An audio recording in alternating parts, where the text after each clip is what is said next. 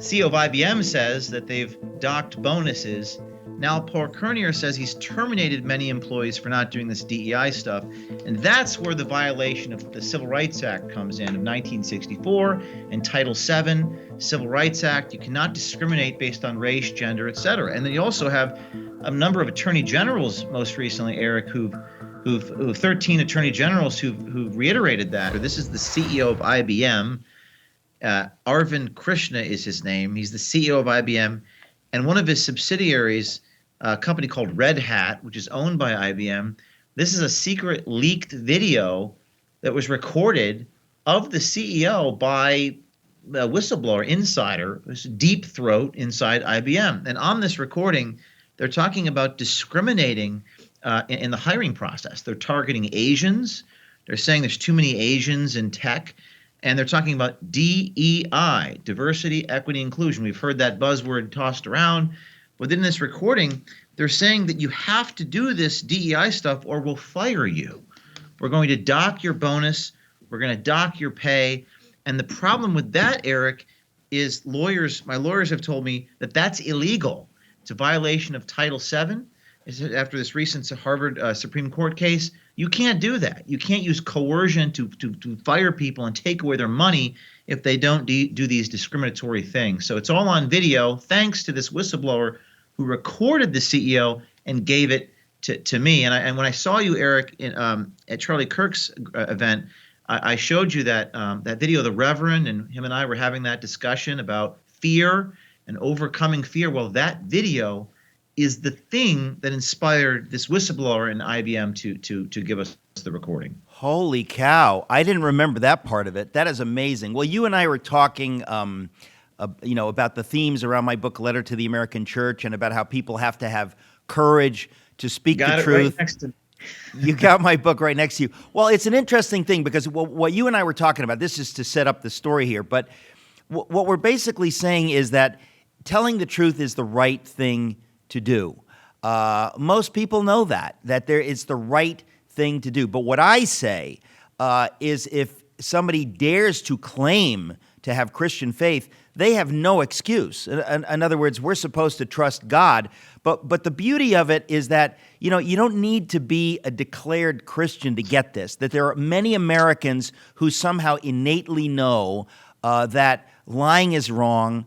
And I would say this is because we're created in the image of God. And so you've got whistleblowers all across this country, good people using their phones or whatever it is to really do the work that journalists used to do. And you've got an army of these folks out there. So right now we're talking about someone at IBM who caught the head of IBM, Arvind Krishna, really bullying people in a way that it's not just unseemly, despicable, but it is absolutely illegal. And I believe Elon Musk has already weighed in on this. Yes, he reacted twice. He reacted last night. Elon Musk responded to me and said, this is blatantly discriminatory. And he also added, he told Seth Dillon that this was ironic.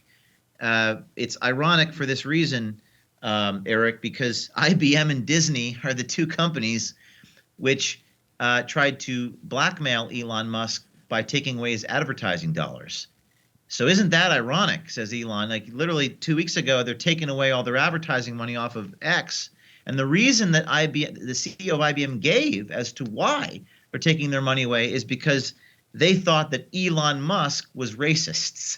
So here we have the CEO of IBM saying racist things about Asians, and other comments, and there's a transcript I have in front of me that we can get more into that if you'd like. But I do think you're right that it's very difficult to be a whistleblower because I think it involves themes of sacrifice and against your own self-interest, Eric. I mean, you're giving up your salary, you're taking a leap of faith. There's a lot of spiritual aspects of whistleblowing, and I haven't yet figured all that out.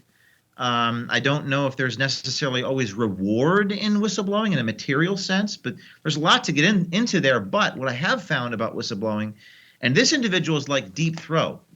I'm not going to disclose his name. They'll have to waterboard me to disclose this person's name. But this is not a low-level person at IBM. And I think that this individual is inspiring a lot of other people. Just this morning, I'm getting inundated with other people like him. No, not all those people are going to blow the whistle, but they're on the fence. They're considering it. They're inspired by the courage that we saw demonstrated here. Well, listen, courage begets courage. It's how God made us. Courage begets courage.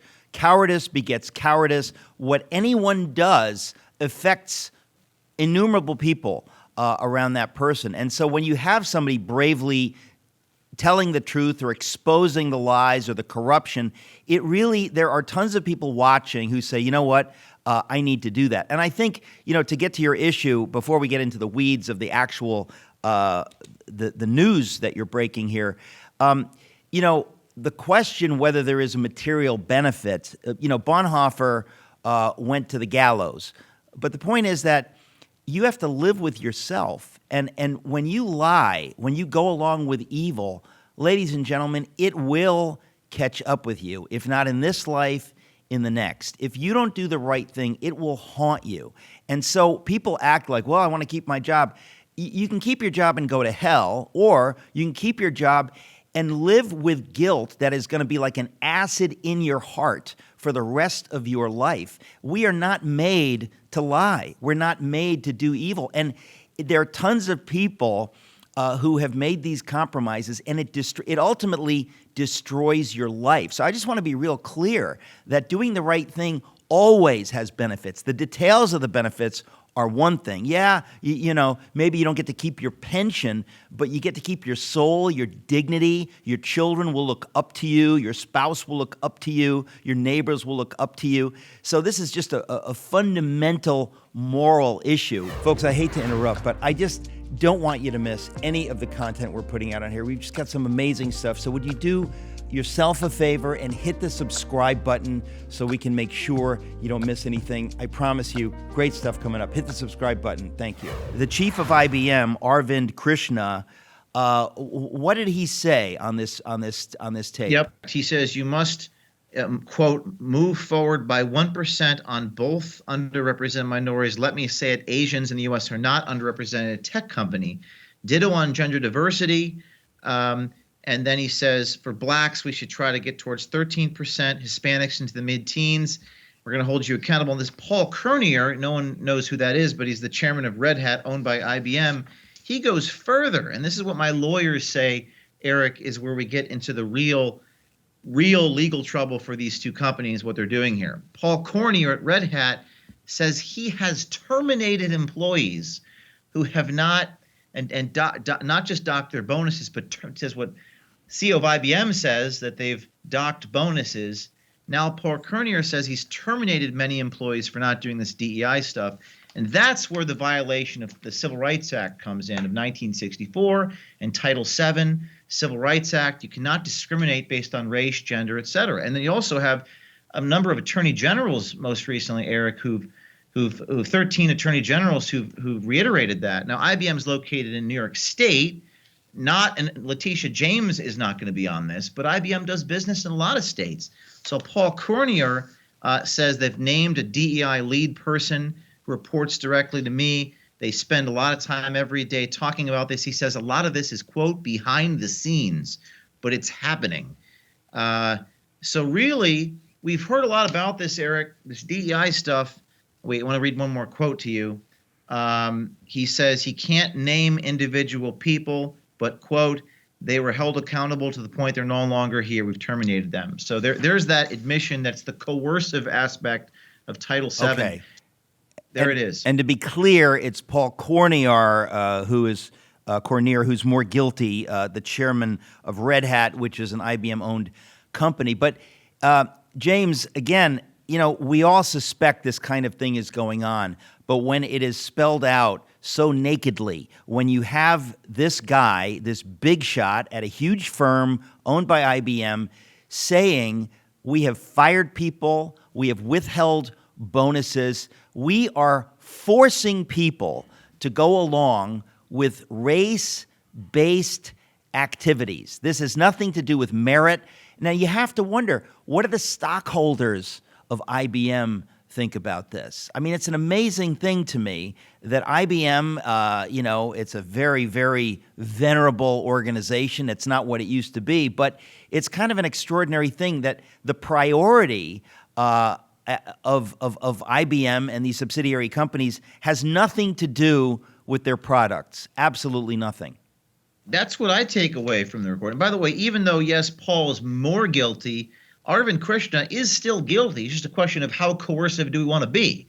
Paul's saying we fired you unless you don't hire Asian people and hire this many Hispanics. But Arvind too says they've docked bonuses, they've taken away bonuses. He's really putting pressure on his subordinate Paul Cornier. And yes, I think it's not just the stockholders. I haven't even checked the markets today on how this has affected the company. I haven't even looked. But I think it's really also affecting the employees. It's destroying morale.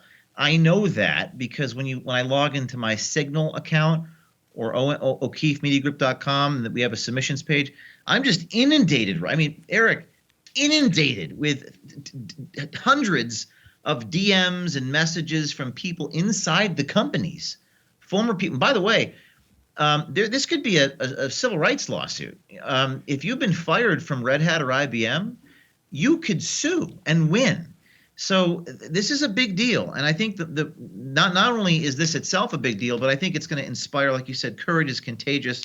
I love the quote you said about, but I've said the same thing. If you're in this for the paycheck, if you're an FBI agent and you're raiding mothers and terrifying children and giving them PTSD, and you think it's wrong, but you do it for the pension, then I think you should go to hell. I think that's disgraceful. I think it's unconscionable action. It's unconstitutional. It's a violation of our First Amendment rights. And I think more people need to wake up to that. Well, listen, people need to understand if you're doing that, you're on your way to hell. You can repent, literally turn around, but you're on your way. When you participate with evil for the pension, let me just tell you, folks, that doesn't look good on any level. You look like a pig. You look like somebody who has no values or principles. And there's just no way to say. I mean, there are tons of people say, "Well, I had to do it for my kids." Your kids are not going to respect you. They will respect you if you do the right thing. And so, now this stuff is coming out. What you just said about what's going on inside IBM, and again, Red Hat. Imagine being you're an Asian person working really hard. You want to get a job. The word has gone out at IBM, Asians need not apply. It's like Jews need not apply. I mean, it's an amazing thing that it's not merit-based. They're open about it in these circles, basically. They're talking amongst themselves. Now you have it on tape.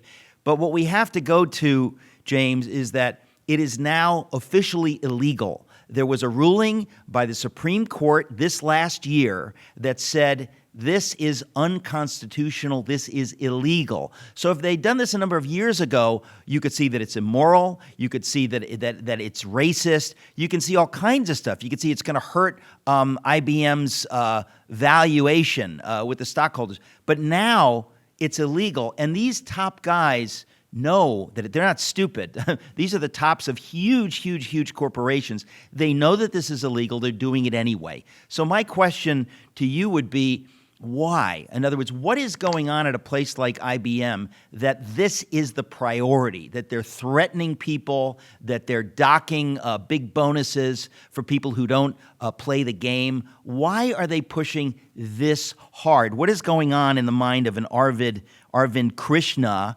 and in the mind of a Paul Cornier? What is going on in their minds that this is the priority for them? That's a great question, and I don't know if I'm qualified to answer it. I know my friend James Lindsley has written extensively on DEI, and there's the international kind of pressures, which I'm not qualified to speak on, but broadly speaking, some have said there's international pressure. Some have said there's creditor pressures. There's stakeholder pressures, various economic forces at play that will penalize these companies. Who's a stakeholder? BlackRock? Is that what we're talking about? Yes, various owners of these companies, like who owns equity in these companies, who are the large stakeholders. They withhold credit, they withhold loans, they punish the companies by withdrawing money. Again, not my area of expertise, but that's a great question. I think one we need to investigate and attempt to answer, because you're right. Why, if you're all about producing a great product, don't you want the best people to produce your product and consume it? But I also think culturally we live in a world, and I've lived through this. I was fired by the company I founded doing this, which is the most ironic, probably one of the most incredible things, because I founded an organization ostensibly dedicated to the proposition of doing this, and I was fired. I think you get a lot of pressure from the media, from the culture, and it's this sort of, for lack of better way of putting it, kind of blackmailing you or blackmailing the people around you unless you comply to these coercive things. And I know in the financial, it happens in the financial sector. But let's first document it. Like you said, we have all suspected this to be true, but now we have them on videotape. And I think we just need more documentation, and perhaps other whistleblowers inside the Security and Exchange Commission, BlackRock, Vanguard, State Street, WEF, all of them. Let's document the motivations. And that's where we're going. What's fascinating to me is how the culture rot, that all of these, they used to be the all-American brands. They have all gone to hell. Disney, Anheuser, Busch, Target, IBM, Harvard, the New York Times, all of these brand names are now revealing themselves to basically be in bed with the spirit of the age, whatever is going along. And if it's to hate the Jews, if it's to hire fewer Asians, whatever everybody is saying they're going along with it, they reveal themselves to have no bedrock principles, no courage. It's absolutely, we're living in a fascinating moment in history, folks.